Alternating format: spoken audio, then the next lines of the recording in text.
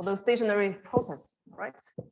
The stationary process, you see that, okay, roughly you have a constant mean, constant variance, okay. Outlook variance constant, okay, is harder to check, right? Yeah, but at least from the curve, you can expect expectation to be a constant and variance, okay, roughly constant, all right? Okay, then how about the non-stationary process? Non-stationary process. I have several examples. Okay, for example, here I have the yellow curve. Okay, it's not stationary, right? Why? Yellow curve not stationary because of because of the trend. Okay. So how about the red curve? Red curve going up like this, some kind of cycle, right? Okay, so the red curve is not stationary. Why? Because you have both trend. Trend when you can draw a straight line or a curve going up along the series over time. Okay, so the red curve is not stationary because you have both trend and cycle. How about the purple one? Purple one. Okay, because we see the trend, right? And you see a random walk. What is a random walk? A random walk. And now the question is about the non-stationary series. Okay, non-stationary series. Okay, so from the curves, we start to have some ideas about a non-stationary series because of the trend, because of the scenario or cycle. Okay, but okay, for the topic today, okay, rather remove the seasonality first. Okay, and how about random walk? Okay, so why the random walk? Why the random walk? What is the random walk? Random walk is a series of one form, autoregressive model order one. Okay. And more specifically, you have yt equal to y t minus 1 plus ut, right? There's a main form, the random walk. Sometimes you can also add the drift.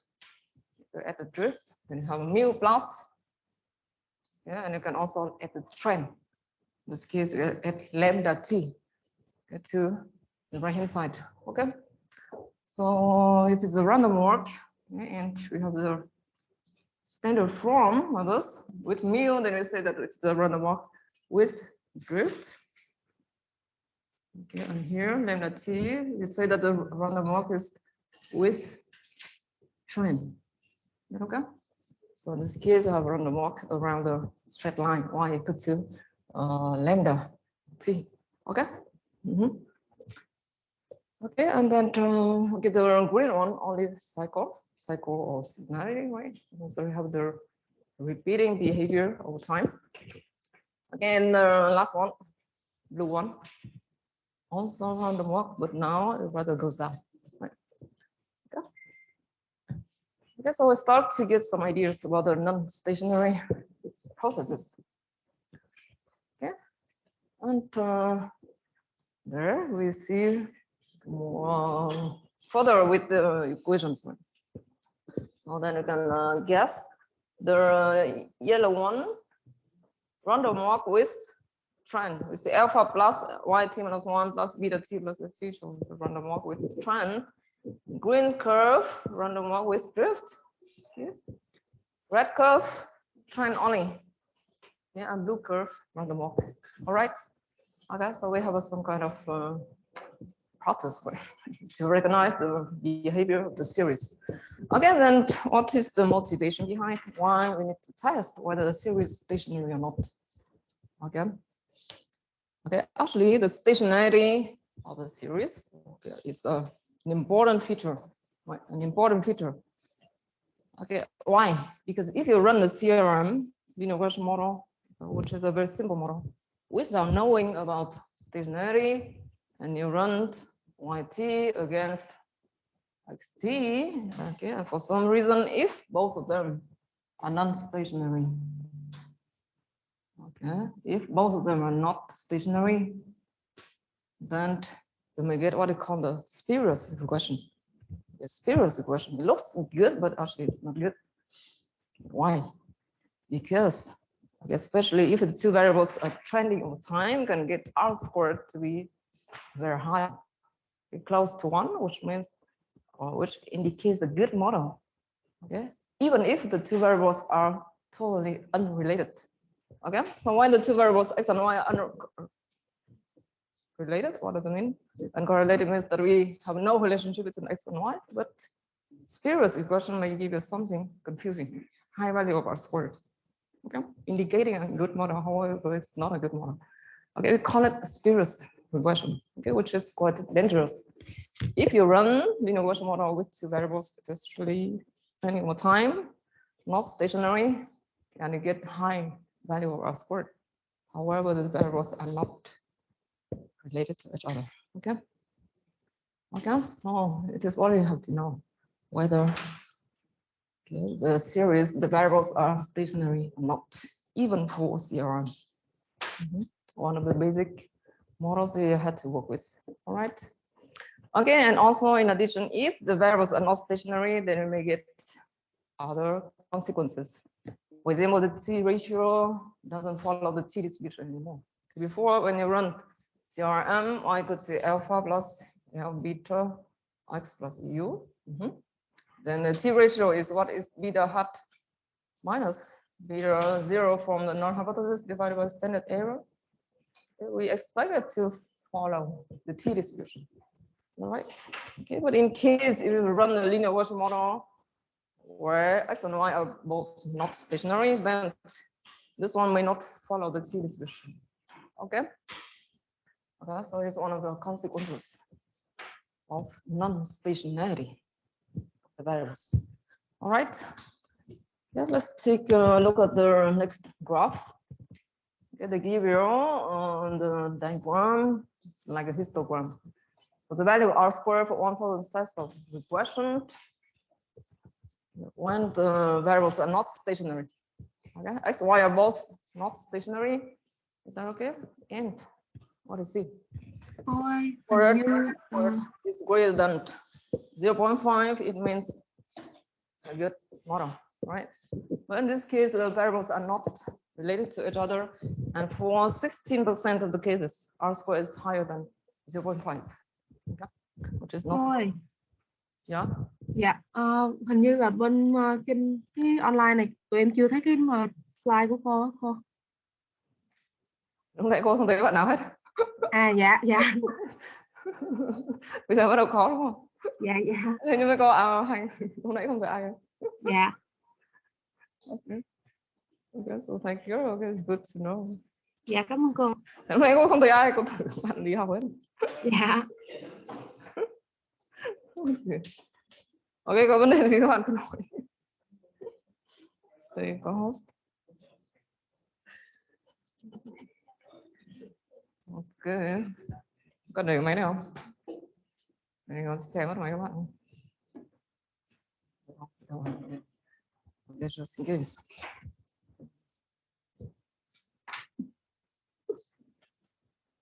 Okay, so here we have R squared greater than 0.5 for 16% of the cases. 16% of the cases, actually here R squared greater than 1.5. Okay, so 16% is quite a lot. 0.5 starts to be a good R squared. However, the two variables are not related to each other. Okay, so we expect R squared to be low. Okay, so in this case, greater than 0.5 for 16%. Okay. Okay, another curve. Yeah. Here we have the values of the T ratios. T ratios. So what is the T ratios again? T ratios, which is this. So very often you use it as the test statistic. Yeah. of the slope coefficient for also the set of regressions of a non-stationary variable on another independent. Yeah, so they are independent. And correlation coefficient is 0. Okay, on another non-stationary variable. Okay, another example, another diagram for, in this case, y and x to be independent. Okay, you run the linear regression model. Both variables are not stationary. Okay, yx not stationary.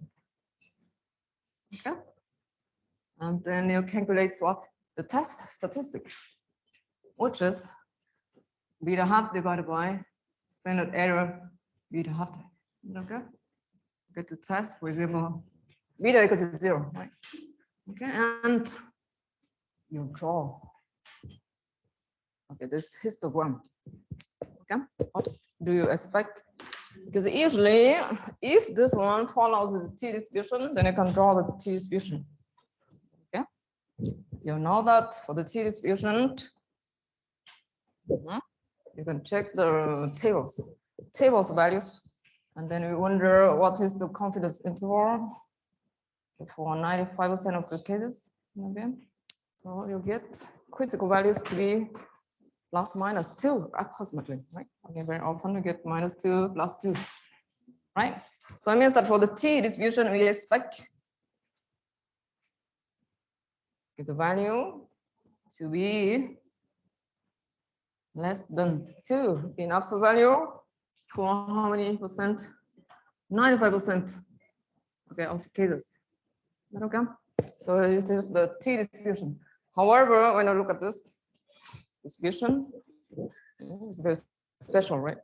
Okay, it seems that you will take 2 and minus 2 is just a small part, very thin slice on that. So what does it mean?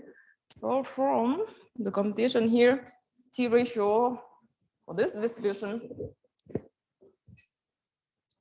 is bigger than 2 for 98%. Okay,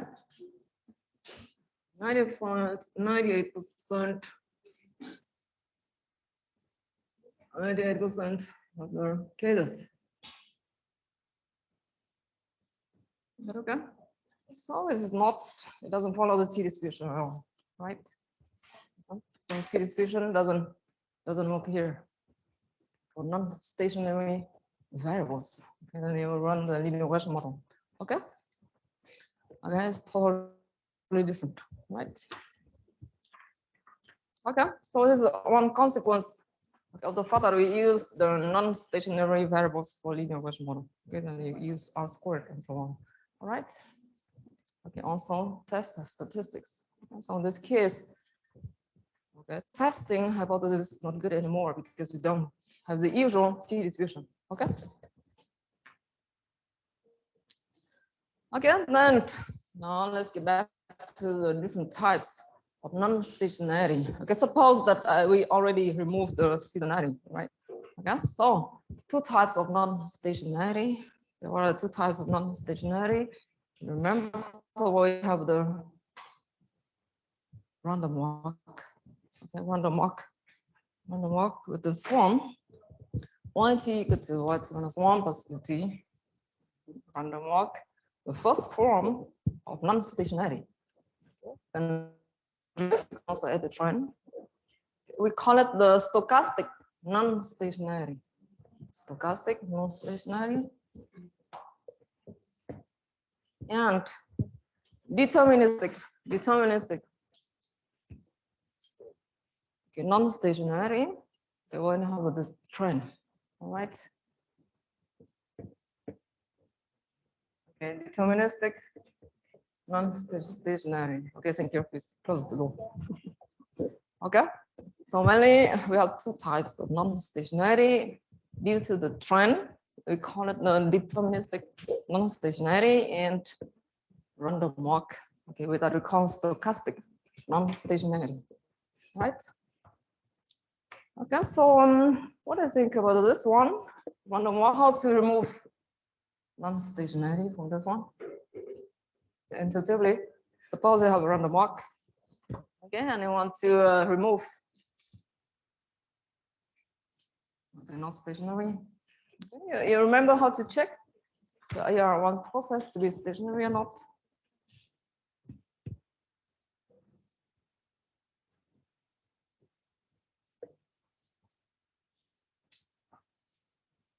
Okay, just a remark. Suppose you have the random walk. 1t equal to 1t minus 1 plus ut, okay, which is the AR1 process. How to check if the stationary or not? Remember to check stationarity. Okay, use the okay in practice, yeah. But now, yeah, right. Okay. You use the test if you add the find here when you don't know whether it's the stationary or not. Okay, but here I give the in order to check, stationary or not. Okay, so yeah, because the AR1 process, we need to use the characteristic roots. So we need the characteristic roots. Okay, by this case using lag operator. Yt equal to L Yt minus Yt minus L Yt equal to Ut, yeah, which is what we call phi L. Okay, and then you solve. So phi z equal to 0. You get what? Z equal to phi L is equal to 1 minus L. Z equal to 1 minus Z. It is 0 and Z equal to 1. Okay. The AR series is stationary if all characteristic roots have absolute value or magnitude smaller than 1. Here you have equal to 1, which is not only 1. Okay. So the series is not stationary. Okay. Okay, because we take the absolute value, so it's not smaller. We want smaller. Okay. It's not smaller, it's equal. Okay, so this Y series is not stationary. Okay. Okay, because we know about AR already. All right. So then intuitively, what do you think? Okay, how do you get the stationary process from Yt? So Yt is not stationary, right? How to get the stationary process from Yt?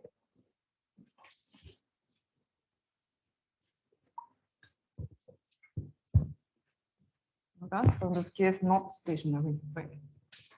When the marker is not stationary, how to make it stationary?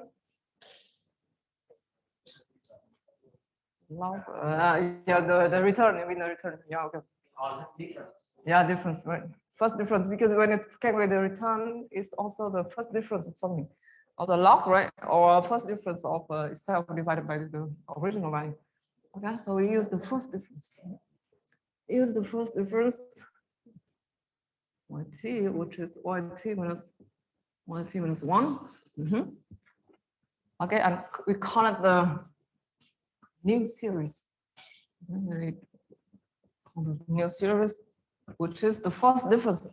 Yt in this case is equal to okay, Ut, right? Okay. And it follows the usually is station. Stationary is what it denotes by IOs. Okay, stationary. Okay. So in this case, the first difference, okay, will give you something stationary. This is the first remark from the random walk. Okay. Clearly here we have the random walk, not stationary series. Then you can take the first difference. Yes, then we get something stationary. All right. Why is noise process? Clearly it is the stationary chain. Okay. Okay, then we can try to explain further. Okay, what happens if we have something over here?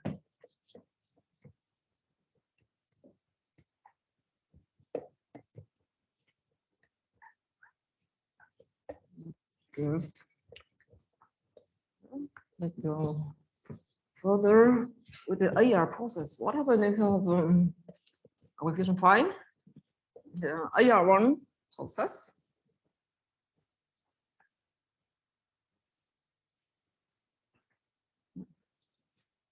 Yeah, so consider now the AR1 process.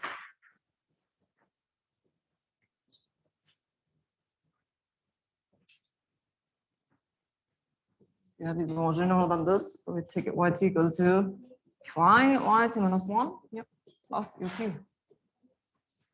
Okay, so again, it is the AR1, the series. Okay, and yeah, and suppose that phi is, okay, so in order to make it easy to write out, we consider phi to be positive, right? And for actually later on, we also have phi rather positive. Not changing the sign of yt all the time. Okay.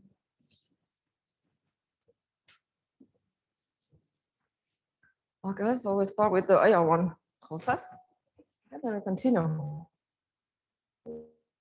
Get, okay, if I replace one more time, so phi yt minus 1, okay, yt minus 1 is phi yt minus 2 plus ut minus 1. Okay, so I replace. What I get? Yt minus 1 is phi yt minus 2 plus u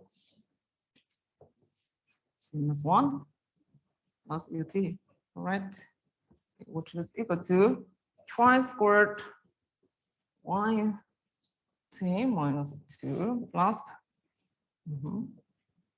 ut plus ut, something like this. Okay, one more time. I want to do right now. Okay, so one more time. Suppose you continue for t steps. You stay 2 steps. What do you get? Okay. So you get something like phi to the power t, yt minus 3. Okay. So if we call t minus t to be 0, then phi to the power y is 0 plus the other terms. Okay. I remember there is somewhere here. Okay, somewhere here. Okay, the first, what important is the first term. And the next terms, I think that we have to add or adjust something. Okay. Find t, find the value of t times y0. Okay, which is the yt series. Okay, and then let's discuss further. We have 3 cases, okay, according to phi. Okay, according to phi.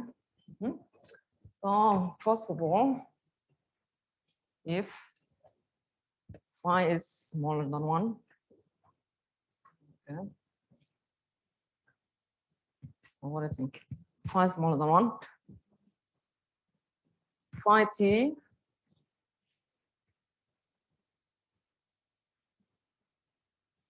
you have a number smaller than 1, right? So to the power t, and t becomes as large as 1. So we get the limit 0. Okay, so for practical reason, we rather consider phi positive. Okay. Okay, so what does it mean? It means that in this case, phi to the power t will approach 0. And whenever we apply a shock to the system, the shock will die away over time. Is that right? Okay. Then the second case, phi is equal to 1. What do you get? And in this case, yt equal to, okay, equal to 1, you get the sum. Okay, y0 plus the sum of terms. Okay, and in this case, how to explain it? In this case, we have infinite sum of faster shocks. Okay, so the shock doesn't die away, that will stay there. And the case if phi is greater than 1, what does it mean? Phi greater than 1, then phi is about t. We know the limit, right? what is the limit? When t approaches plus infinity, we also get plus infinity. Okay, so what is the meaning? What is the meaning then? You say that the series actually is explosive. Whenever we apply a shock will become more and more influential over time. Okay, it doesn't die away; it's rather become more and more influential. Okay, bigger and bigger in magnitude over time. Okay, we say that the series in this case is explosive. Is that realistic or not? Is that possible?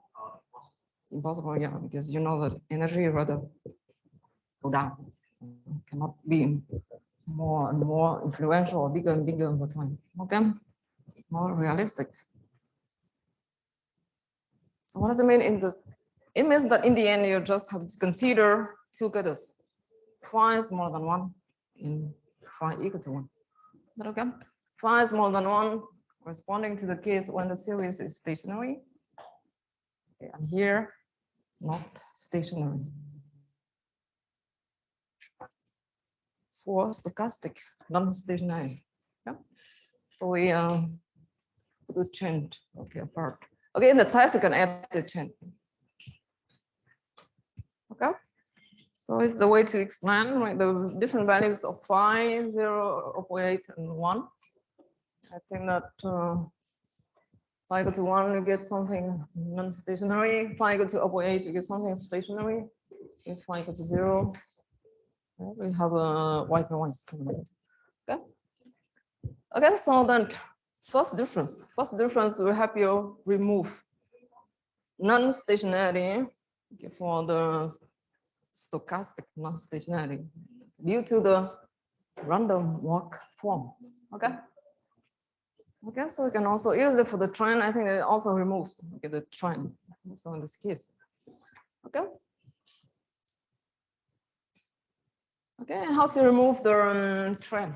Okay, if you want to remove the trend, one way to separate only is to consider the regression. Remember when you have a y equal to y2 minus 1 like this, plus mu. At mu, we have a drift, lambda t, we have a trend. Instead we request the y2 series over the t variable. Okay, so in this case, you consider t as one independent variable in the model. Okay. Okay, so more generally, we can define a series integrated order D. Okay.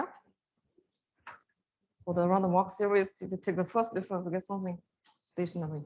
Series is stationary, you say that it's integrated of order 0. Okay. Now we can define integration of order D.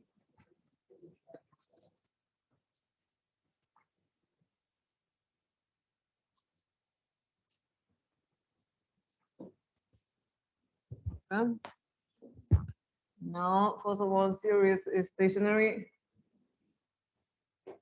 Okay, then integrated order 1. Okay, we say the yt follows I0. Okay. Integrated order 0. Okay. Stationary. Okay.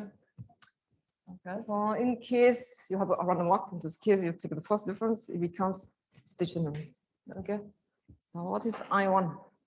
So I0 is the set of stationary series. Okay, how about I1? Okay.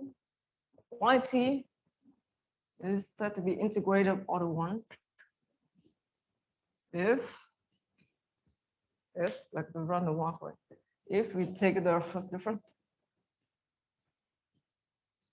then it becomes stationary. Okay. But you also have to add something. Yt integrated order 1 if first of all Yt is not stationary. Okay. And then first difference Yt is integrated order 0, which means stationary. Okay. Okay. What are the main integrated order 2? 1T series integrated order 2. If clearly you have both 1T and first difference 1T to be non-stationary, and then first difference order 2 1T is stationary. Okay. So what does it mean? First difference order 2 1T. What is it?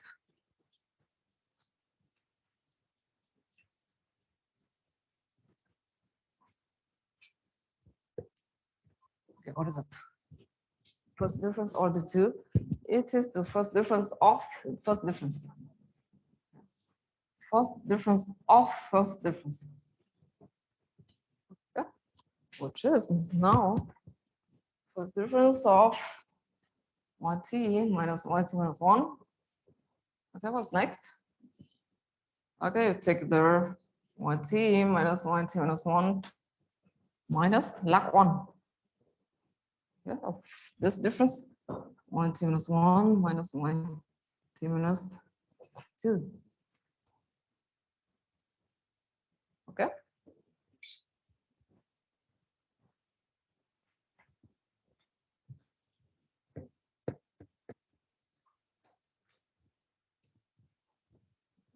And we can arrange the terms. You get YT minus twice YT minus 1 plus YT minus 2. Okay. So it is the first difference order 2 delta 2 YT. Okay.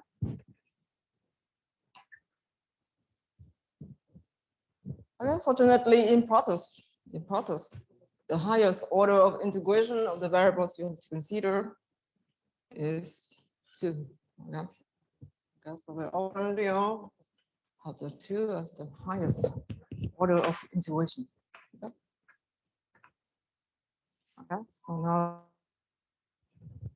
this time again, I0 means the series, the stationary series. We order 0, order 1 when the series is not stationary. First difference is stationary.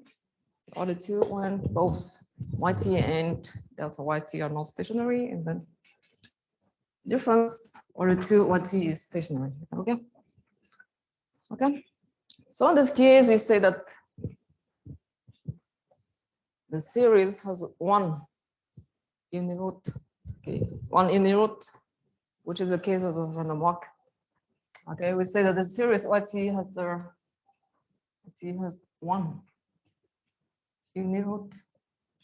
Okay. Why? Because for the AR process, remember YT equal to phi, YT minus 1 plus UT. Phi is smaller than 1, then series stationary. Okay, phi equal to 1, not stationary. You see that the series has one in the root. Okay, one in the root. But you may think, okay, further. After you may have one in the root, but order 2. Yeah, one in the root of order 2.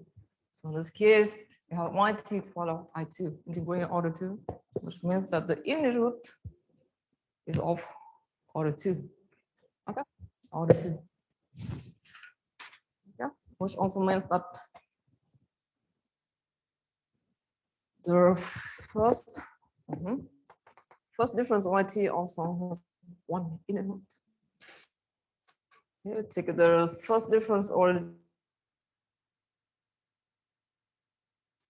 To summarize, I0 actually is the set of series stationary. I1, the series have one inner root. I2 series have two inner roots. Okay, or the inner root of order 2. All right. Okay, so we have different notations. Unfortunately, most variables you consider have order 0, 1, 2. Which one is the most common case? What do you think? 1, right? Because you have only I0, I1, I2. 0 means the stationary I1 Okay, most common one. Okay, why? I wanted the most common one. Reason for? Yeah, the price, right? Okay, very often the price is not stationary. It has the tendency to go up over time. Okay, and when you take the first difference, you get something stationary. Okay. So the return is simply the first difference divided by the original value. Okay, then we get what? We get the stationary process as well. Or log return is log the ratio, which is the difference of log or first difference of log. Okay, also stationary. Okay.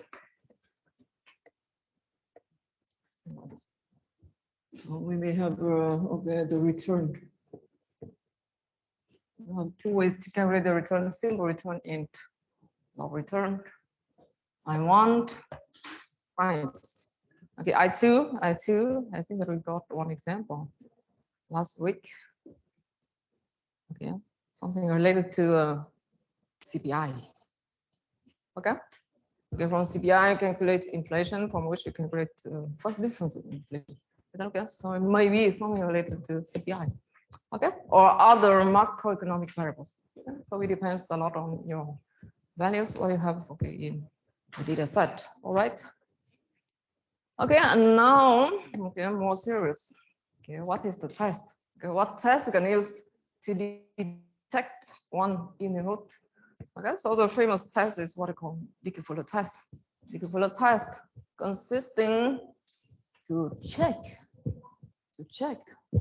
this AR form. We have the series. The standard form. Later on, you can also add the trend, that drift and trend. Okay, so let's check whether phi is smaller than 1 or equal to 1. All right. So what is the idea of the DF test? DF test idea will be based on this Dickey-Fuller test or stationary test. Okay, based on this. Okay, and then you try to differentiate two cases: phi equal to 1 or phi smaller than 1. Okay, and then non-hypothesis is to say that phi is equal to 1 against one alternative hypothesis to say that phi is smaller than 1. Okay, don't need to consider the case phi bigger than 1 because it's not realistic. All right, so that's the idea of the Dickey-Fuller test. Okay, so based on the AR1 form. Okay, and test for phi.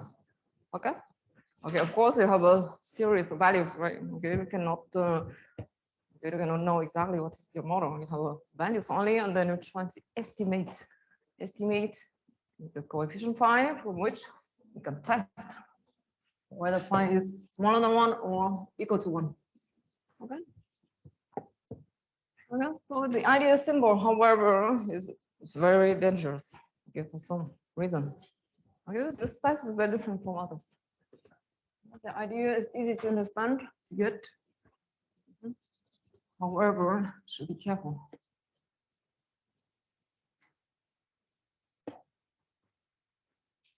Should be careful, okay, for some reason. Okay, Dickey-Fuller test.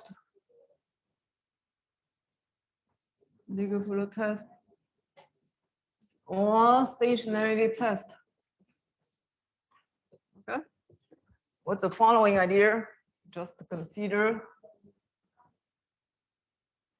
the regression model 1t equal to y 1t minus 1 plus ut. Okay, and then you run it. You like to test the null hypothesis. HO phi equal to 1 against H1 alternative hypothesis phi is smaller than 1. Is that okay? Okay, the equivalent form of this test. Okay, is to look at the first difference form. Okay, you can clearly subtract yt minus 1 okay, from both sides. All right. What do you get in the right hand side?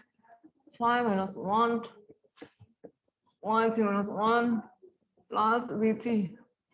Okay. Okay, and when you test phi equal to 1, what does it mean? Phi equal to 1, and then we call the coefficient of yt minus 1 now equal to psi. We call it psi. Psi is phi minus 1. Psi yt minus 1 plus ut. Okay? Now I'd like to test HO. Now how about this? To say that psi is equal to 0. Right? Because psi is phi minus 1. Okay? Okay, against the alternative hypothesis, psi smaller than 1. Is that okay? So now if I ask you if it's the two-tailed test or one-tailed test, which one is it? Is it the two-tailed test or one-tailed test? Is it the two-tailed test or one-tailed test?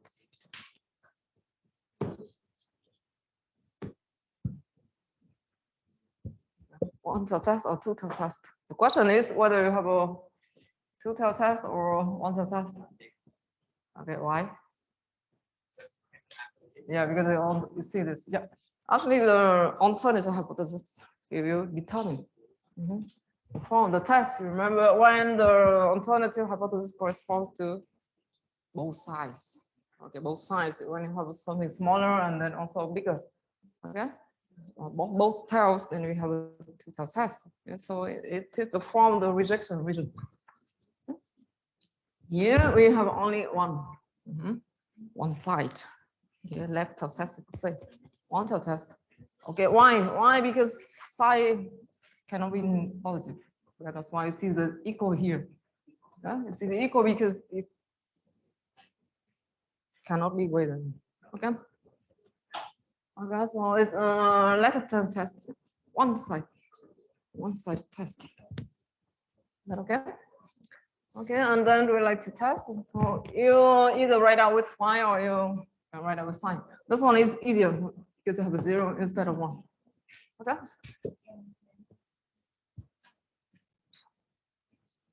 Yeah, so the first difference of yt equal to psi yt minus 1, and you test the value of psi. Okay.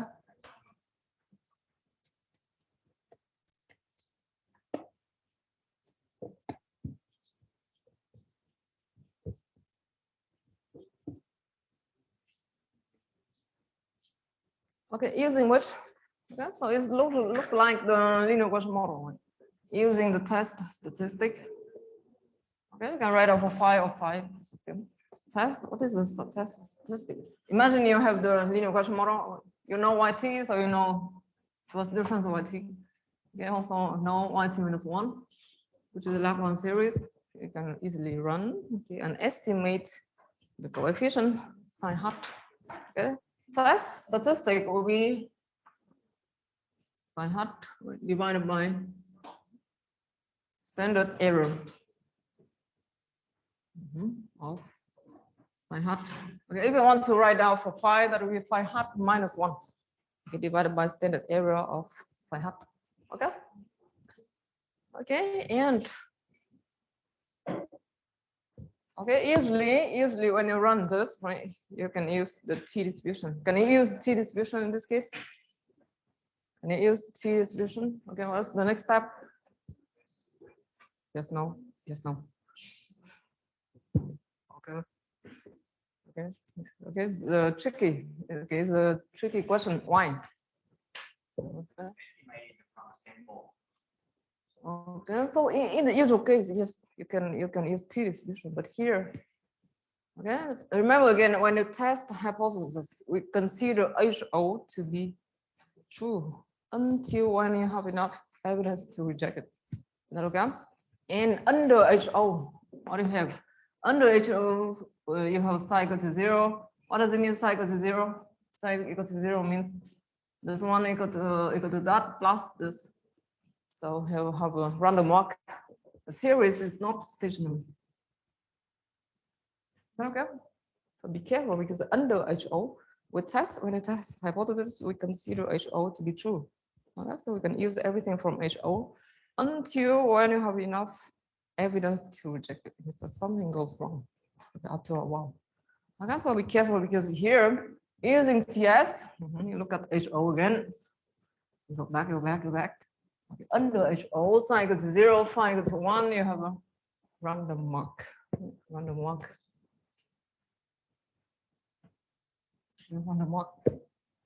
Okay, and only under H1 the series is stationary. Yeah. Okay, it's very special. Right? It's very special. Okay, that's why later on, okay, not this week, but maybe the summer we discuss simulation methods using this example. Okay, it's not the standard case. So in this case, TS doesn't follow T distribution. Okay. We still can test, but we cannot use the critical values from the T distribution. Okay. Okay, we have to use something special that we call the Dickey-Fuller statistical table. Okay. Okay. So after getting this, we compare with critical values from Dickey-Fuller table. Okay. CB means critical values.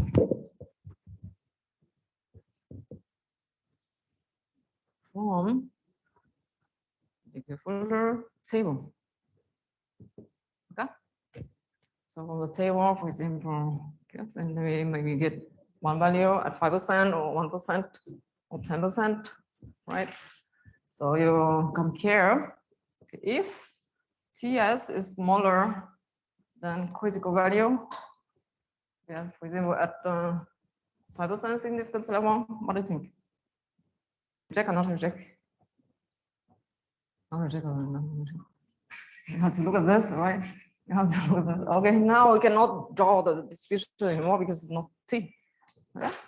However, you still can because okay, you told me that is the one-tail test. Okay, one-tail test. It's a one-tail test. So reject. Okay, more specifically the left-tail test. Okay, so what does it mean? Left-tail test means the rejection region is on the left. When test statistic is smaller than critical value means that we, okay, so we stay rejection region on the left. We reject.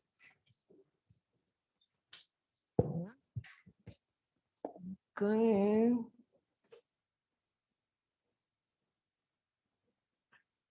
Okay, which is this one, right? So when the TS is more negative, that is smaller. Okay. And critical values are rather negative. See that, okay, have some examples. We reject. We reject. Okay, careful with the positive and negative numbers. Because I saw that you made some mistake as well for the midterm test. In this case, we reject.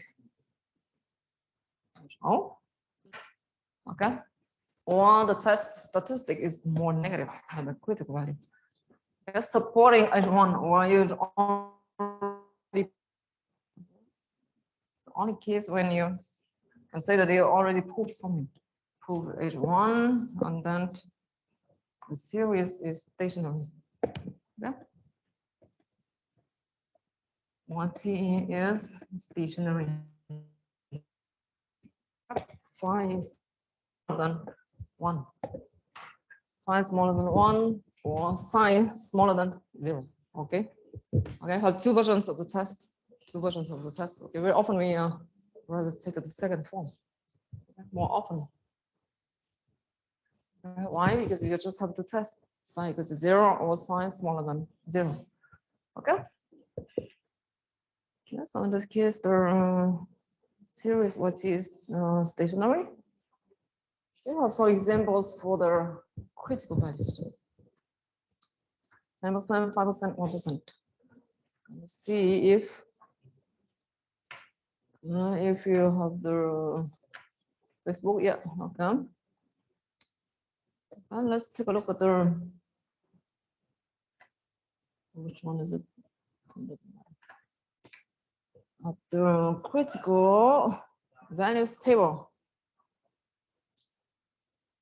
Okay. At some point you see that.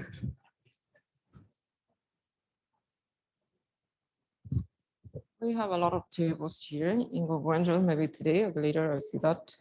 Okay. You see in table 82.7. The given critical values for different significance levels. All right. 1%, 2.5%, 5%, and 10%. Okay. And you have a sample size T. Okay. So remember, you have to take the closest value to your case. Okay. Because it's impossible to give all values, all possible values of the DF or the T. Okay. So why have 3 different sections? Yeah, so for example, in my case, suppose I have a T equals to 100 and you test at 1% significance level, you take minus 2.6. Okay, you test at 5%, you take critical value to be minus 1.95. All right. Okay, so you see that, okay, for this part raise, they are quite close to the number. Okay, in this case, from minus 2.5 to minus 1.6. Okay, when you go down, you get higher values. Sometimes you get close to minus 4. Okay, why you have 3 different sections? Why you have 3 different sections in this table? Yeah. Tau, tau mu, and tau tau. Okay, why different sections? Sorry, yeah. So why you have different sections? Because you have different versions for the Dickey-Fuller test. Okay. We have 3 different versions. This one is the standard version of the Dickey-Fuller test. Okay. The second version, I think that is what I call the case I. You can just have the coefficient phi times y t minus 1. Okay. The second case, when you add the mu, the drift. So this is the first version. Right? The second version, we say that it's the Dickey-Fuller test with drift, with drift. And when we add mu to the right hand side. Okay, when you add mu to the right hand side. Okay, then we test now 1t equals phi, 1t minus 1 plus mu plus ut. Okay, and everything else will be the same. You can use the first difference test against sine equals to 0 versus sine negative. Okay, and third case with drift and with trend. With drift and with trend. Okay, so in this case, we can add yt, phi, yt minus 1 plus mu plus lambda t plus et. Okay, so we have different set of critical values. They are very different from each other. Okay, and the HO and H1 hypothesis, okay, will stay the same. Phi equals to 1, sine equals to 0. Phi smaller than 1, sine negative. Okay. So we already saw it from the table. So make sure that you pick the right critical values. Okay. Okay. And another version of the test, which is the augmented Dickey-Fuller test. Why it is better? Why it is better? Maybe I forgot to share. Okay, so this is the table, right? Critical values. Okay, from the textbook, page 806. Okay, have 3 different versions to get different critical values. So if you test without drift, without trying to take the critical values from the first part, with drift to take the second part, with drift, with trying to take the last part. Okay. Now we get back to the slide. Okay, so another version of the test we call the augmented Dickey-Fuller test. Okay, allow you to consider the lag terms. Okay, lag terms in the model. And here you have YT minus 1, and then first difference of YT equals to this. Okay, okay, and augmented equivalent test will allow you to take what to add now lag delta Y. Okay, lag delta Y. So if you take lag 1, that will be a delta Y t minus 1. Okay, lag 2, then you have a delta Y t minus 2. Okay, and so on. Okay, and we say that is the augmented equivalent test, yeah, with the lag p. Okay, with the lag to p. So in this case, we include all the lag terms up to p. Okay, or the order p. So some suggestion to choose the value of p. Okay, so it depends on the frequency of your data set because you have time series. Okay, so if you have a monthly data set, then you can try to consider p equal to 12. Okay, to take into account the past 12 values. Okay, so when you think that okay, the values over 1 year may have some level of collision. All right. Okay, if you have a quarterly data, then you can try to use p equal to 4 to go over 1 year period. Okay, or I can also use information criteria to determine the best value of p. Okay, so I see very often information criteria will help you determine some values of the parameters. Okay, also very important. So equivalent test will help you detect one in the root. Okay, so in case you reject HO like this, then okay, you can say that the series is stationary. Okay, so how about the other case? If TS is greater than or equal to a critical value, what can you say? What can you say? I can say that the series is not stationary. Okay. Okay, so you may still have your 7 because you cannot reject it. Non-stationary, but can you say what is the order of integration or not? Yes, no, is no. So for this case, the series is not stationary. Okay, but what is the order of integration? Order of integration. Because the one series is not stationary, then we may have an order of integration to be 1 or 2. Yeah, okay. Sometimes you have a in the root order 2. Okay, so in this case, order of integration is at least 1. Is that okay? Okay, sometimes, okay, let's just want to test which not enough. Sometimes I want to go further and check, test what is the order of integration. Okay, greater than equal to 1, which is what I call ID before. Okay, ID, and then D is greater than or equal to 1. Okay. Now, in case you want to test, okay, what is the order of integration? Sometimes you may have 2. Okay, and how to make sure that you know this value. Then we need to go further. We might need another test. Okay, another test. And that's why I have a different slide okay, about the way to test for higher orders of integration. Okay, so the first step, just go like this. Okay, the first step. This case, okay, we conclude series is stationary, then order of integration D equal to 0. Okay. Okay. In case when TS greater than or equal to CV, the series is not stationary, order of integration D greater than or equal to 1. Okay. D greater than or equal to 1. Okay. And then the case we need to run okay, the model. Which model? To detect the second unit root, you can say. Okay. So which one do you need to run? Because we want to detect where the in root for the first difference. Then we need another test. You know, okay. and then continue. Continue here. Okay. Right.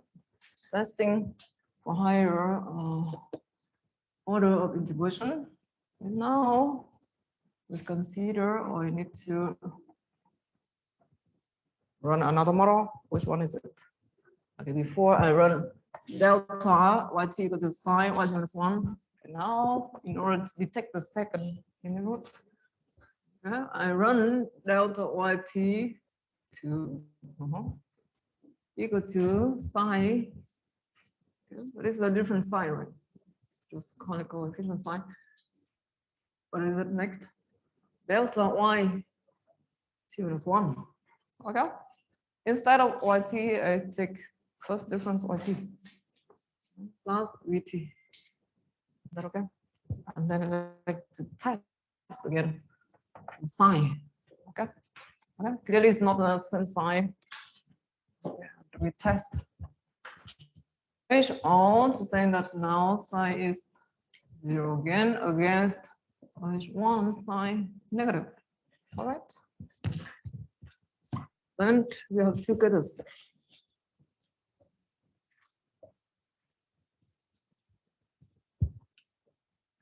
Then test statistic equal to psi hat divided by standard error psi hat. Okay. I have two cases. If two cases, if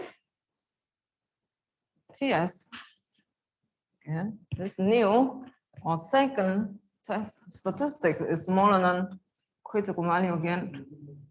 Okay, so what can I say? Critical value get it from table. Right. Then you reject HO. Okay, so what does it mean? It means that size more than 0. So first difference YT is stationary. Okay, so YT not stationary, but first difference is stationary. Then order of integration is equal to 1. Okay, how the other case? What the other case? F yes, greater equal to critical value, not reject. HO, and then so YT is not stationary. Okay, order of integration is greater or equal to 2. Okay. Okay, so it's up to you whether you stop here or you can run one more, right? Equation to make sure. One was not we check that it's not stationary. We did one more time. Yeah. Just go through that step. Yeah. Until when you finish. Yeah. Okay. Okay. If you're lucky, then you stop. Okay, after 1 or 2 steps, right? If it's not satisfactory, you can continue. You can continue forever. I think we're at least 3 times. Yeah, no. I think very often we stop here, right? So yeah, that's right. Okay, fortunately, so we don't have to spend much time. Okay, just another remark.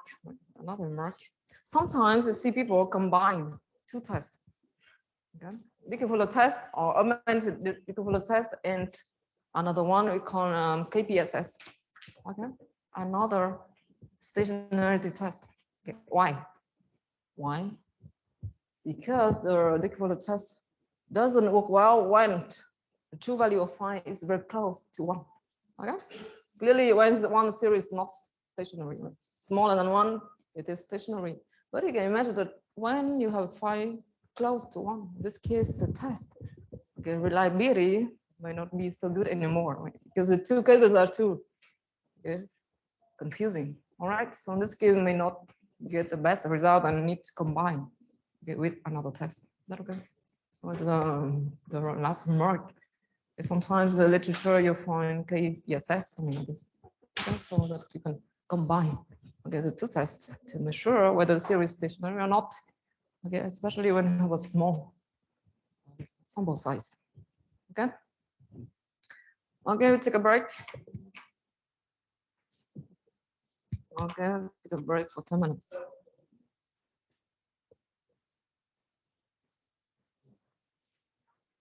Okay, we forgot to report.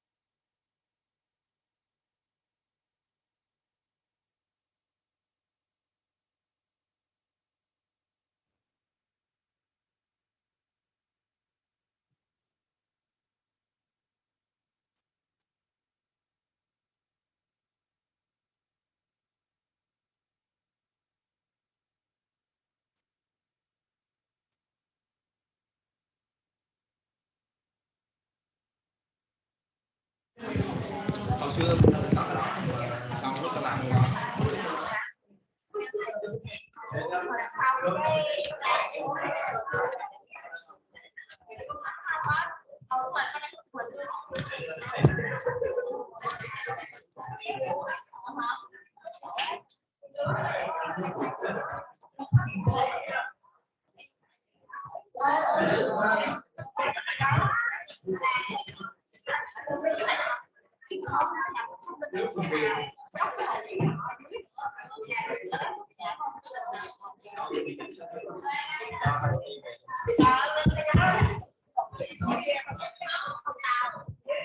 Okay, so please.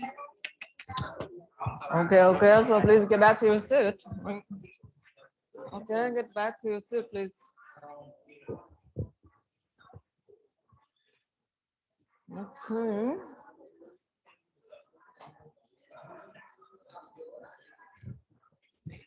Okay, so you get back to your seat, please. So let's continue our discussion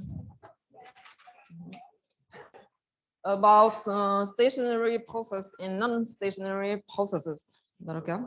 Especially now, let's move on, okay, and start to work with what we call co-integration. Is that okay?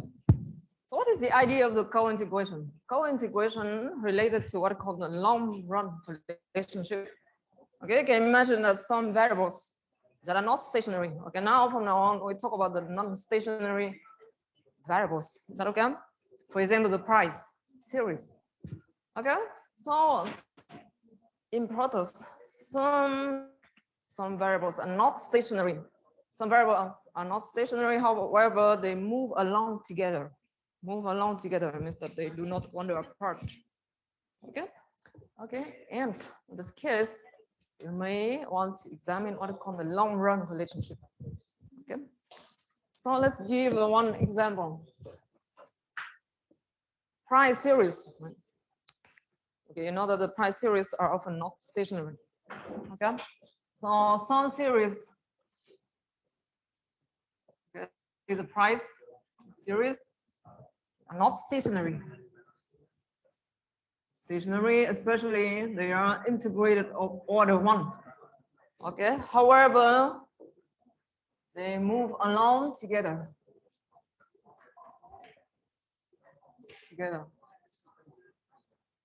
Okay, they move along together. So it means that you expect something that we call the long-run relationship. Okay, they do not wander apart. Okay, over the long term. Okay, so how to capture this kind of behavior? Okay, if I give you an example, you see, for example, gold price and stock index. Okay. Yeah. Calculate the correlation. Yes, you examine. Okay, something that we cannot detect using classical linear regression model. Okay, because the classical linear regression model, you see that if you use non-stationary series variables, then you may get the wrong result. Is that okay? Okay, so like what? Like gold price and stock index. Okay, stock index. So what do you think? Gold price and stock index over the long run. Okay, gold price, of course, is about the price, so also not stationary, rather integrated order 1. Stock index, if you take it and you check, okay, with the IDF test, for example, you see that it's not stationary, it's rather integrated order 1. Okay, but you still want to examine the linear relationship, okay, between them in some sense. Okay, so we wonder, right? The first idea, okay, as you said, okay, relationship. So we use the CRM. In this case, we run YT equal to alpha plus beta xt plus ut. But here, this one is not stationary. That one not stationary. Okay, so it's not good. All right, it's good for stationary variables. Okay, another idea is to take the first difference, right?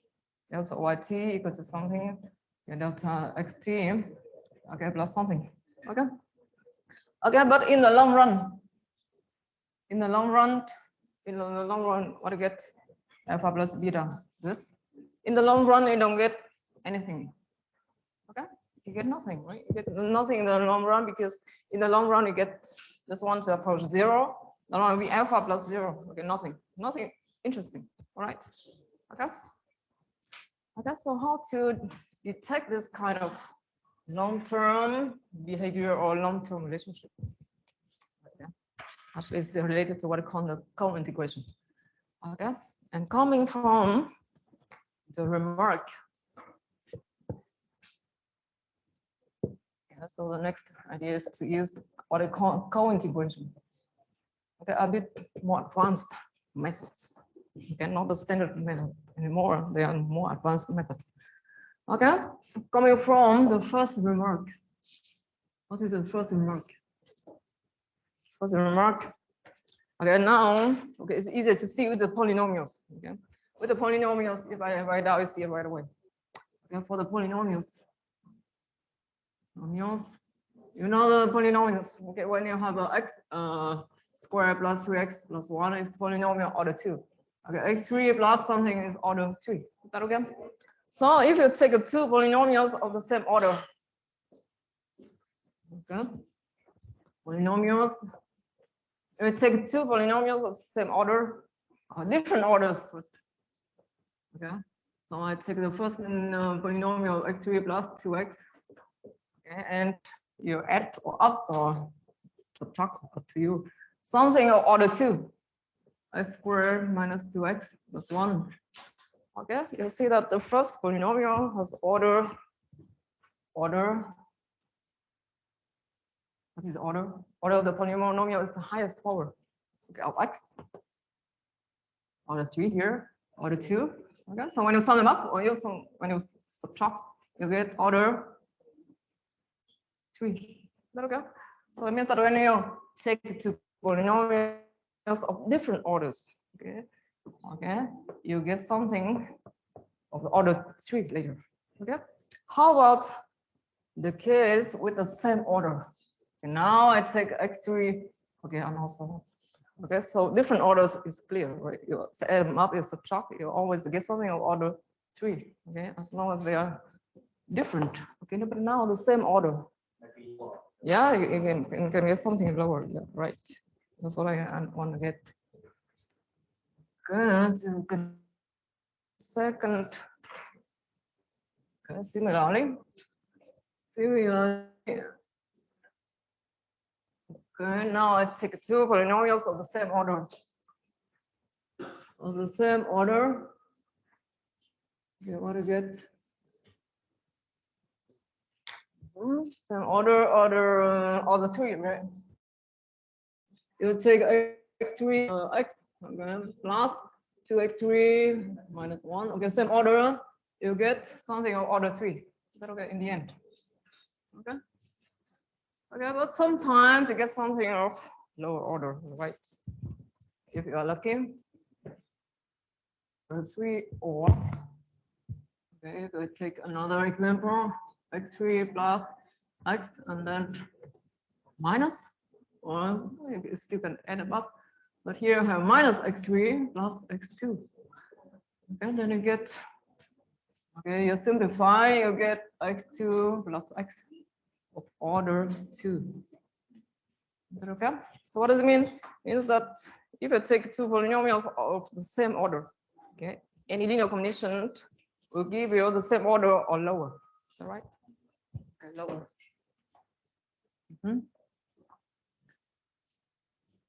So it means that in this case, you start with order 3, okay, for each of them, order 3. You also order 3, and then you sum them up, you get order 3. Okay, order 3. Okay, okay, and now the sum for the integration order.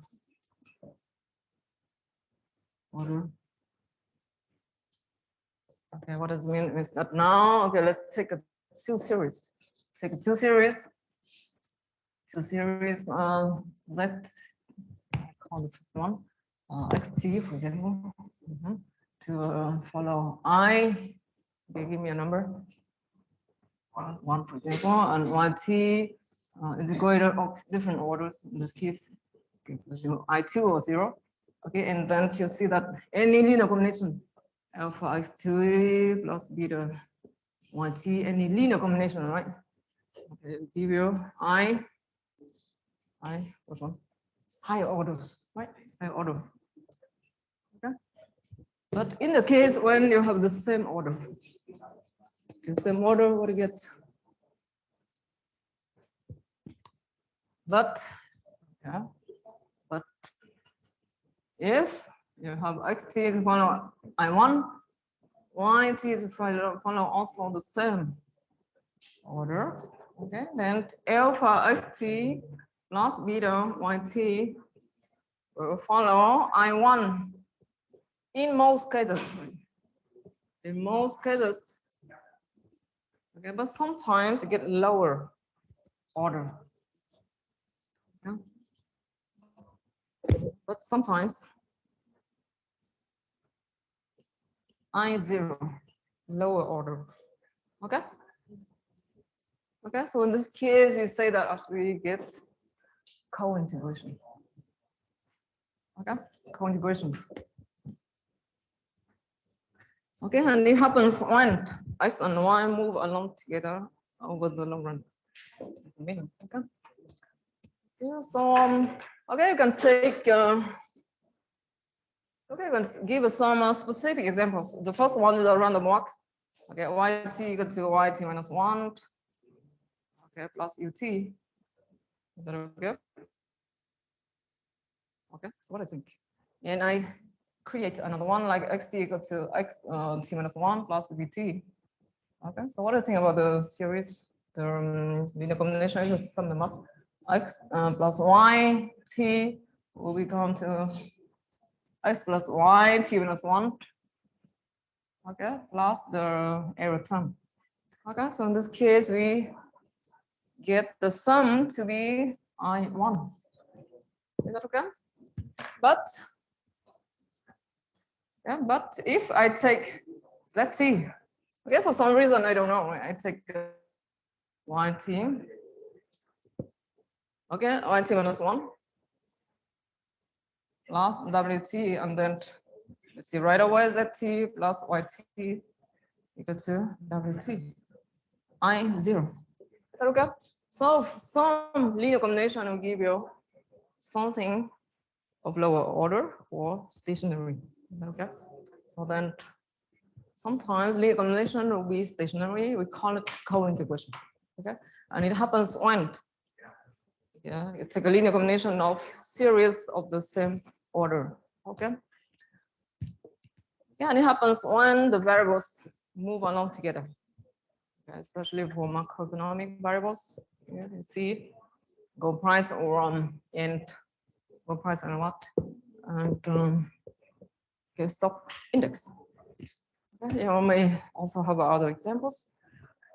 Yeah, like at some point, right? Like here, spot and future price, ratio of relative price and exchange rate, equity price and dividends. Okay, so it happens when we have what we call the no arbitrage condition. What is the no arbitrage condition? You know it? This is the case when the market is in equilibrium. Okay, in equilibrium, okay, so that you expect to get maybe in the long run or at some point. Okay, okay. Translated by equality. No arbitrage condition will happen when you have something in equilibrium and then you get equality. Is that okay? So equality corresponds to equilibrium state and no arbitrage condition, or sometimes we call it no arbitrage assumption. Okay. That's how I have okay, many examples in practice. Okay, and now let's define them. Okay, you can define it for the general order as long as they have the same order, but we mainly work with the series integrated order one, the most common case. That's why I give the definition right away. I1 series. Okay. So suppose you have several series. Okay, I can clean the board.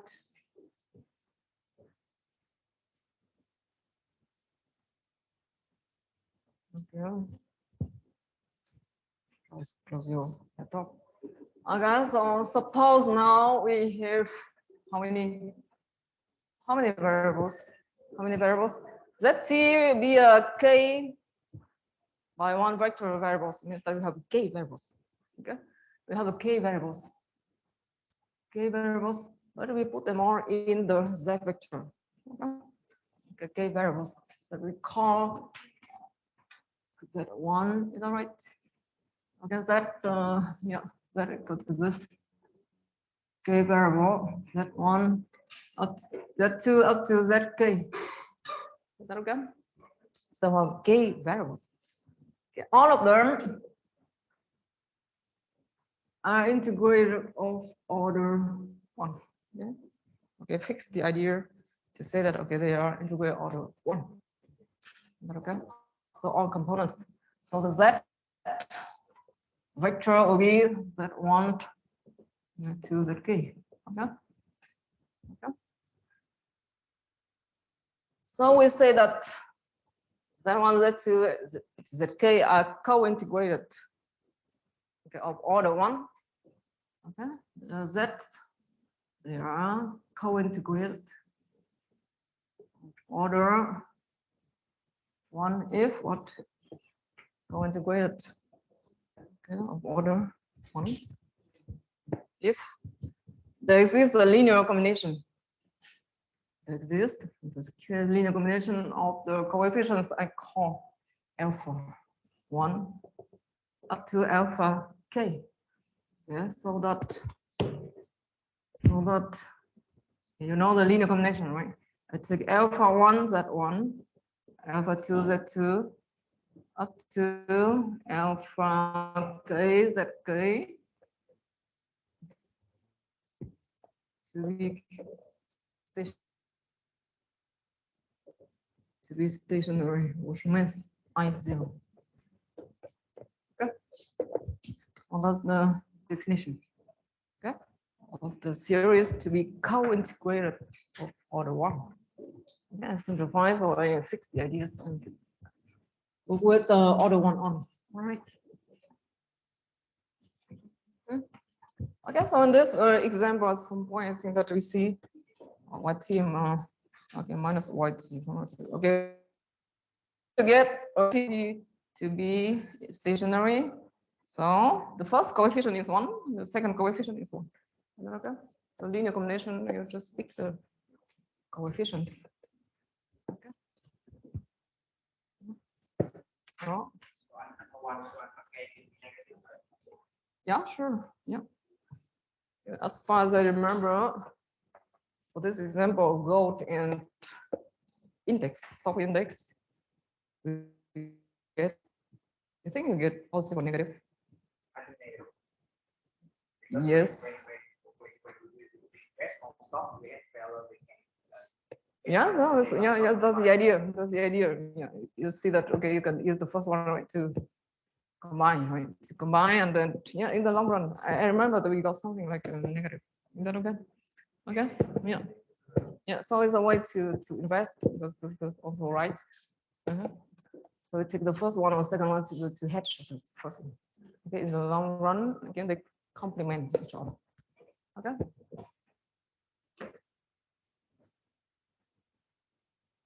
What's the negative?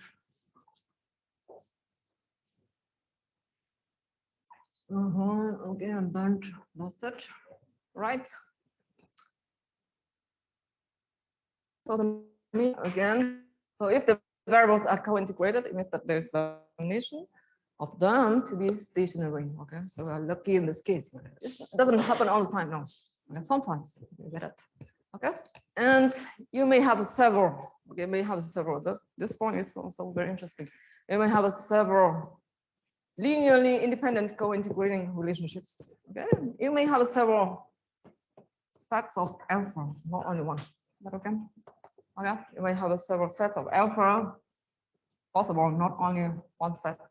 Okay, so in this case, we say that we have R, a linearly independent co-integrating relationships. So we say that we have several co-integrating vectors. Okay.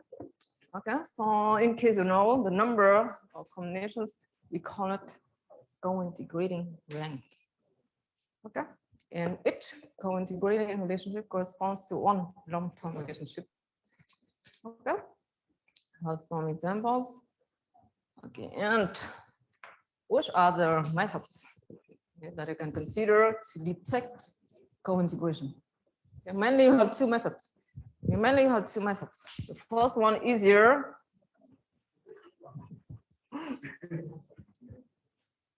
Okay, we mainly have two methods. First one. Thank you. Two methods. Okay, the first one.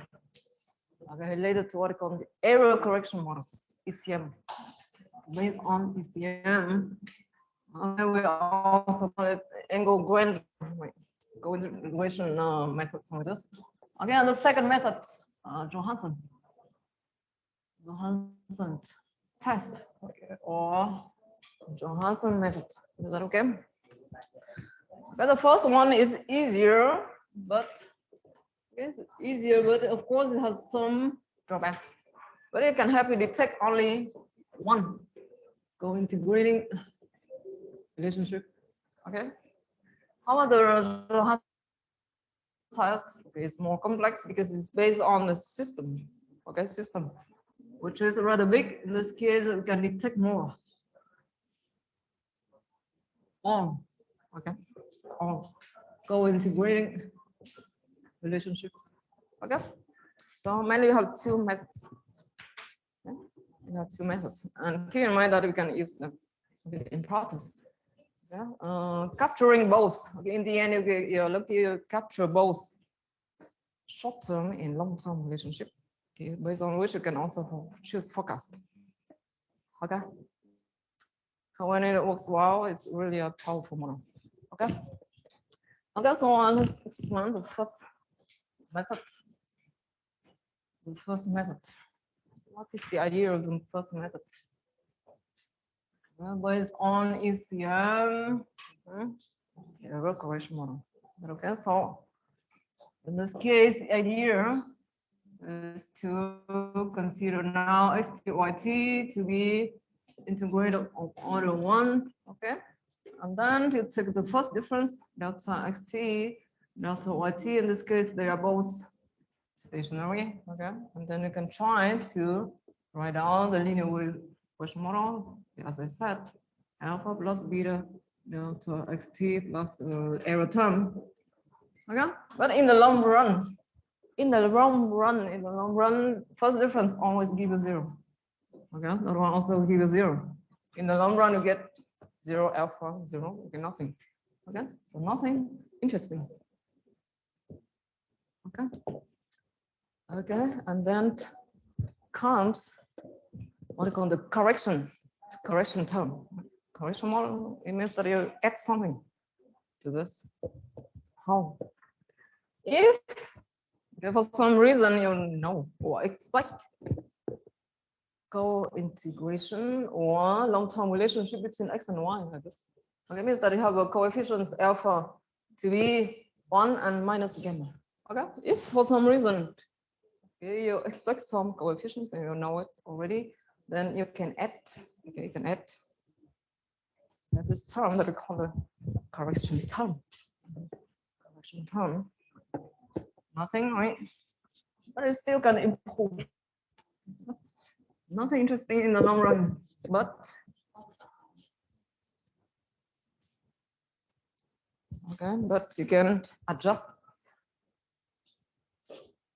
Okay, but we can add something to add one term.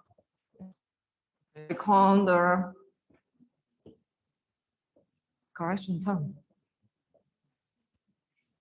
Okay, now I consider delta YT equal to alpha plus beta delta XT. Okay, and then beta 1, beta 2, why not? Okay, times Okay, for some reason, if I get the coefficients, yt minus 1 minus gamma xt minus 1, okay, plus the epsilon t. So what do you get in the long run? In the long run, okay. So in the long run, you get 0 here, you get 0 here, okay. Alpha, I expect it to be 0. In the long run, you get this. You get what? What is left? Yeah, this one to approach 0.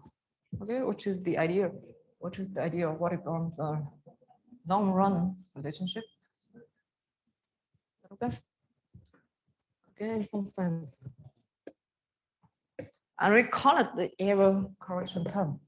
Error correction term, ECM. ECM. Error correction term. Okay, how to get the ECM? From where you can get ECM? Okay, actually, it's not difficult. You just run the linear regression model. Okay, without testing. Okay, without testing anything. Okay, so you can run, for example, y against x in the linear regression model. Y here, okay, x, okay, y integrate out of 1.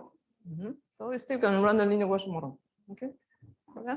As long as your DOM test hypothesis is fine. If your test hypothesis, remember, you may get something wrong because t test statistic doesn't follow the t distribution anymore. Okay, so you should be careful.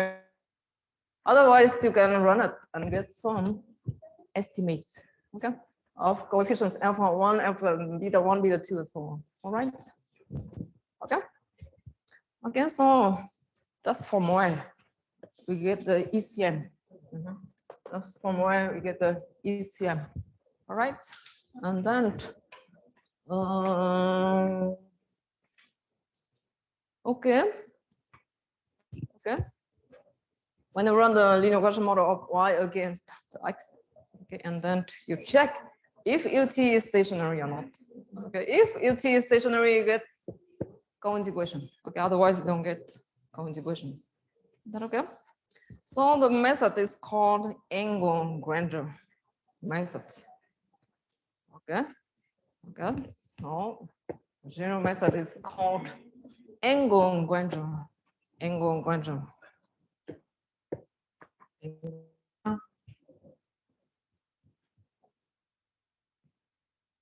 Method, okay, two-step method to detect co-integration, okay, based on ECM. All right. Okay, you have 2 steps in the Engle-Granger method. Okay, check that your variables are integrated out of 1. Okay, so you use the test, okay, that we already discussed, okay, just before. Okay, so make sure that all variables are integrated out of 1. Okay, next, you run the linear regression model. Okay, the previous one. Where's that? Yeah, equation 3 is this one. Linear regression model of y against x. Okay, without testing anything, all right? Then you get the residuals. You test if the residuals are stationary or not.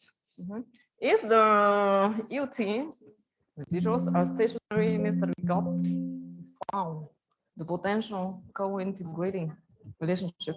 Okay, so by definition, it means that YT minus on that equal to UT, and we found co-integrating relationship. All right. Okay, so we test if the residuals are stationary or not. Okay, so it's better you use the special tables values. Okay, for the residuals when you test stationarity. Okay, when it is not available, then you can also use the usual predictable test. All right. Okay, so it's better to use the special table, but very often it's not available, so you can use the usual critical values table. Okay, and second step, you run the linear regression model of first difference y against first difference x plus this ECM. Okay, ET hat is the ET hat is equal to this. You see, remember? Okay, suppose you have only y and x, right? So you run the linear regression model in the equation 3, which is simply y equal to now I call it gamma xt plus ut. Okay, you may also add the coefficient alpha, but I expect to be 0. Yeah, so it means that if you take the difference here, you get this. Okay, so that's why this error correction term is exactly that, right? At the time t minus 1. Okay, at the time t minus 1, you get ut minus 1. Okay, clearly with the hat because we estimated, right? Okay, so it's exactly the same. Ut hat ut is equal to yt minus gamma xt.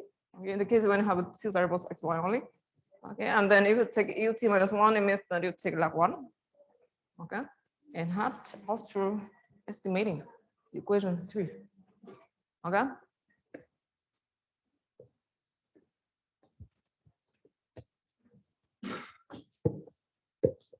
Okay, also here. Okay, what are you doing? You should learn, right? Otherwise, okay, you don't you know, pass, okay, it's not my fault. Okay, okay, okay. So that's it. And after running this model, okay, we're gonna run it. Why? Because the first difference yt is stationary. That one stationary. Ut had also stationary. Okay, after checking that all the residuals are stationary. Okay, then we can test hypothesis about beta1, beta2. Okay, so it is the first method you can use, right? And we have some remarks. You see that the method is very simple. Very simple, however, we can detect only one co-integrating relationship. Okay, and in case you have a small size, here, a co-integration test, we have a low power.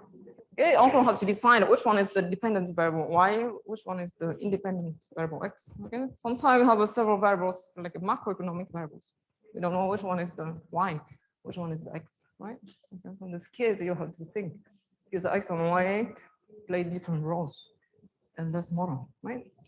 And you cannot test hypothesis about gamma. Sometimes you want to test hypothesis about gamma, okay, which is not possible here.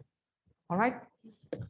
Okay, so this method, angle gradient method, based on ECM, is easy to understand. However, it's not the best approach, right? Okay, it's not the best approach.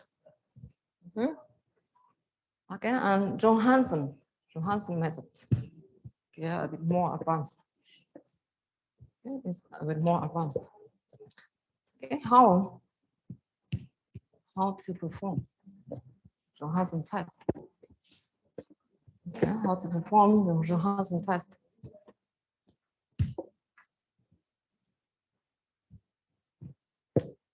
Okay, the idea of the Johansson test, okay, is to consider now a system. Okay, system. So we put all the variables in the y vector. Okay, and we express the system in what we call the var form. Var form is like a autoregressive model for the vector. Okay, and vector, so in the vector form. The second method, Johansson. Yeah, maybe come back to that again over the next months, okay, after learning about var. Okay, then maybe not these weeks. So second method, Johansson test. Okay, so it is the more advanced method, okay, based on the idea of vector autoregressive model. So in this case, you put all the variables we are interested in the vector y. Yeah, so we define y, okay, which is what I called z before. I have to put all the variables there, and maybe z. How many? Okay, what is the notation you have to follow? How many variables you have? G by 1, so you have g. You have g variables. Is that okay? So you have g variables. Okay, so now it's better to call y. Right? Okay, so forget about that because notation is different. Okay, y1, y2, and yg. Okay, g variables y I Okay, clearly they are integrated of order 1. Is that okay? So now I'd like to check co-integration or long-run relationship. All right. So we define a vector y this way. Okay. Yeah, and the idea is to express the model in the verb form. Verb form when we write down. Okay, so AR, you all know, right? AR is the, okay, what is AR? We have ZT equal to Z y, ZT minus 1 plus something. Okay. But now in the vector form. Now in the vector form. So, okay, I'd like to write down y at the time t.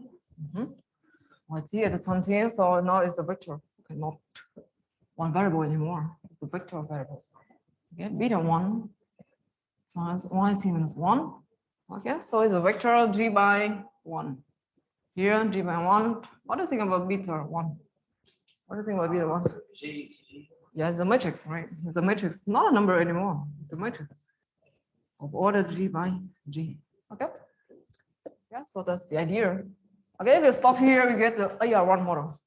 Okay, AR1 model. But we can continue and look at higher order. Okay, look at higher order model. Okay.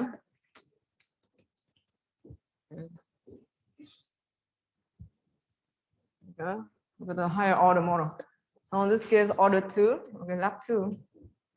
Okay, I think it's better sit down here so they can also see the screen. Okay, maybe again. Because the next time I ask you to sit down on the first row.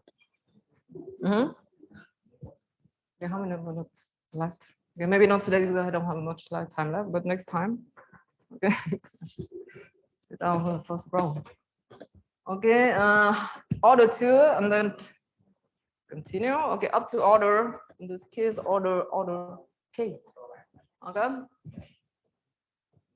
Order k, beta k, y t minus k. Okay, plus. Okay, because I don't repeat again, right? Okay, all this stuff you have to learn at some point. Okay. Okay.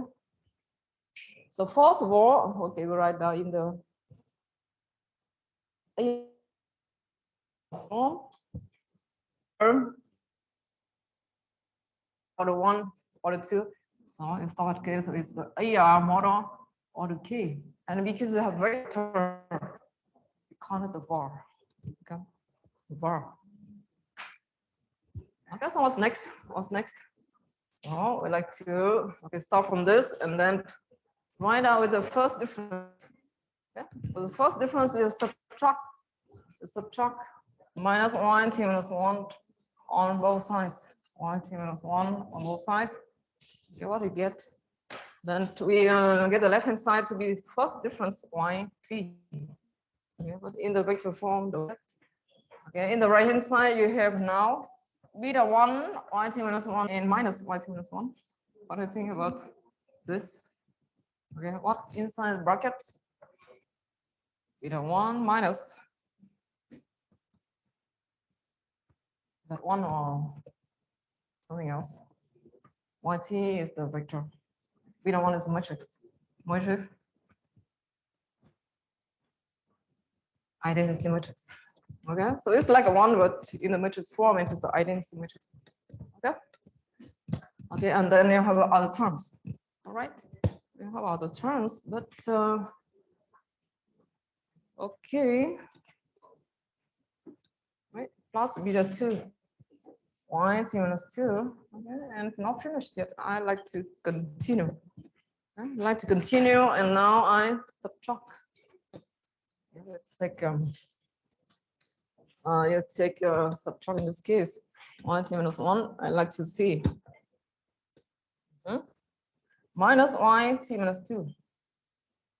Okay, so if I do that, I also have to add plus beta 1 minus I y t minus 2. Is that okay? So you start to get it right. Now this term is simply first difference y t minus 1. Okay. Okay, and there you combine, you get beta 1 plus beta 2 minus identity y t minus 2. Okay, after 2 steps, you get beta 1 plus beta 2 minus I. After k steps, you get the sum of all the beta I minus identity. Okay. So continue. Okay. In the end, you get okay all the first difference. Okay, and you arrange to get the first difference for that one as well. Okay. So in the end, you get gamma 1 first difference t minus 1 plus gamma 2 first difference y t minus 2. Okay, these terms are interesting, but the most interesting term will be the last one. Okay, what is the last term? Something y t minus k. After k steps, you get here beta 1 plus beta 2 up to beta k minus identity. Okay. Okay, exactly like this, but here up to 2 steps, I only see beta 1 plus beta 2 minus I. Okay, here up to k steps, I get the sum on the beta minus identity. Okay, so in the long run, what do you get? In the long run, you get 0. Right? This one also 0. That one also 0. Okay, so what is left? It's left. This one. Okay, to be 0. Okay, in the long run, if you count this matrix by pi, in the long run, that will give you pi y to be 0. Okay, pi y to be 0. Okay, then what can you say about pi matrix? When you see pi y equals 0, okay, what did you learn? Okay, when you get pi y equals 0, what's special about the matrix pi? Okay, what did you learn in linear algebra? Okay, when you get pi y equals 0,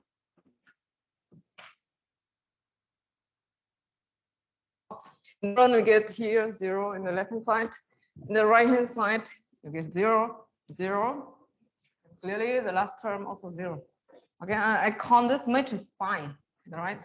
Okay, is what I use here as a notation. Then in the long run, I get pi y equals 0. So what can I say about the matrix pi? What can I say about the matrix pi? Linear algebra. What did you learn? Okay, in the long run. In the long run, okay, or long term, right? We get pi y to be equal to 0. Okay. So when you see pi y to equal to 0, means that they exist the vector y, so the pi y equals 0, which is equal to 0 times y. Yeah, you learn. What do you learn about the? Okay. Okay. Okay, right. Okay, eigenvalues, and eigenvectors. Okay. Okay, I'm sure you already learned, right? In linear algebra. Okay, linear algebra is very important for data analysis, right? Because you have to work with matrices quite a lot. And for advanced computational methods, you always rely on matrices and special structures of the matrix. Okay? And linear algebra is important and also very interesting. Okay, so clearly you see that this is a vector y, so that pi y equals to 0. So 0 is one eigenvalue matrix y. Is that okay? Okay, so when 0 is one eigenvalue, what can you say about the rank of the matrix phi? Okay, what can you say about the rank of the matrix phi? Matrix 5. G minus 1. Okay, at most. Okay, because you may have a 0 as one eigenvalue order 2 or 3. Okay, so the rank is smaller than okay, what we call G before, right? Okay, so at most G minus 1. Okay, so that's the first idea. That's the first idea of the Johansson test. Okay, this will help you calculate eigenvalues, eigenvectors. Is that okay? And then you agree that if there is a long-term relationship, then rank pi is smaller than G. Okay, it's at most G minus 1. Okay, and then Johansson test, you check the rank pi. Okay, rank pi will also give you the number of co-integrating vectors. Okay, because we see that we may have more than one co-integrating vectors. Okay. Okay. So Johansson test will allow you to test. Johansson test. Johansson test. Okay, will help you check what is the rank pi. Okay, what is the rank pi?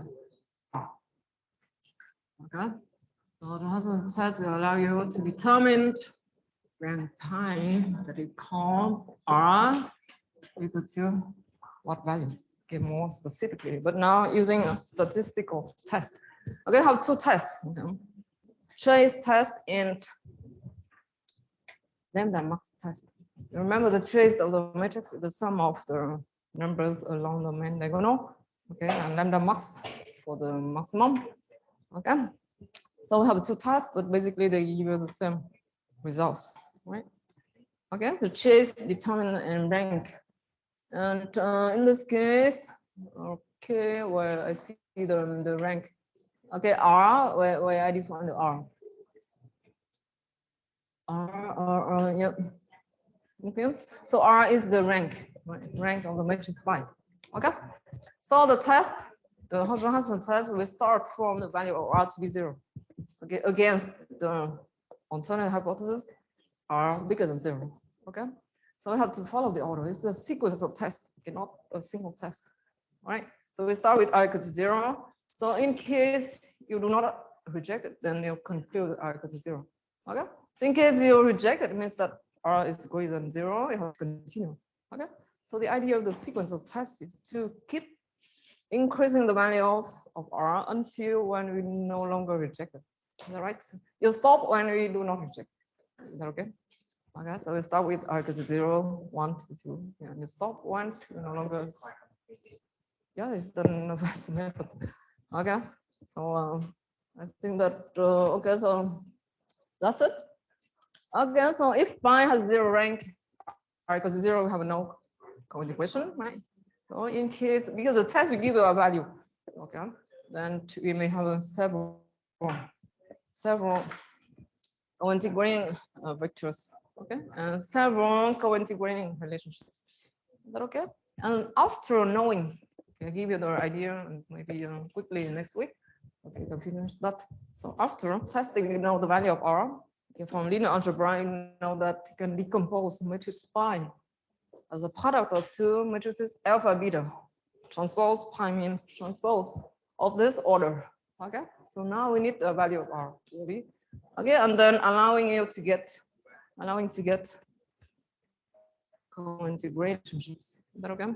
So maybe I write out the easy case when R equal to 1. You will see right away that after decomposing, we get co-integration relationship. Is that okay? Okay, especially when R equal to 1. R equal to 1 is quite easy to write down. Okay. Okay, so we have one example here, I think. Okay, that was a real research paper, I think. So can you guess? Okay, test statistic when R equal to 0, test statistic equal to 22. Okay, we know the critical value to be 38%. So what do you think? Reject or not reject? R equal to 0. Yeah, test statistic is smaller than critical value. We do not reject. Not reject. Okay. Not reject. Why? Because you will look at the test. Okay, H1 are greater than something. Okay, so we reject when it is bigger.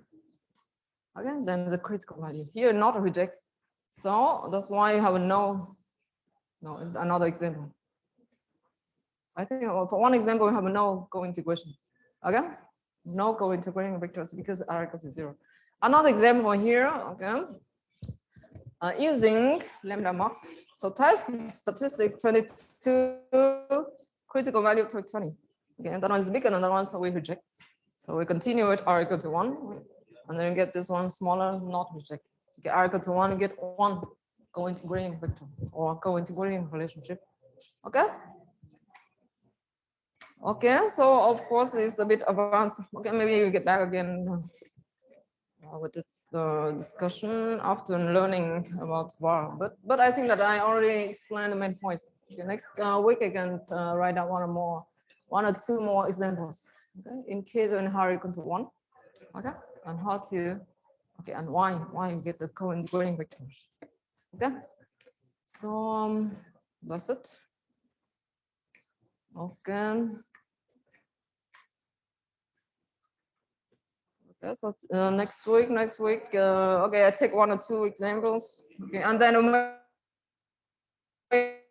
we use R again, right?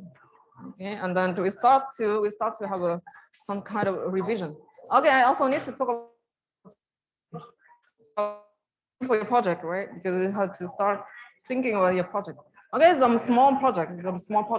So start thinking about your project. Okay.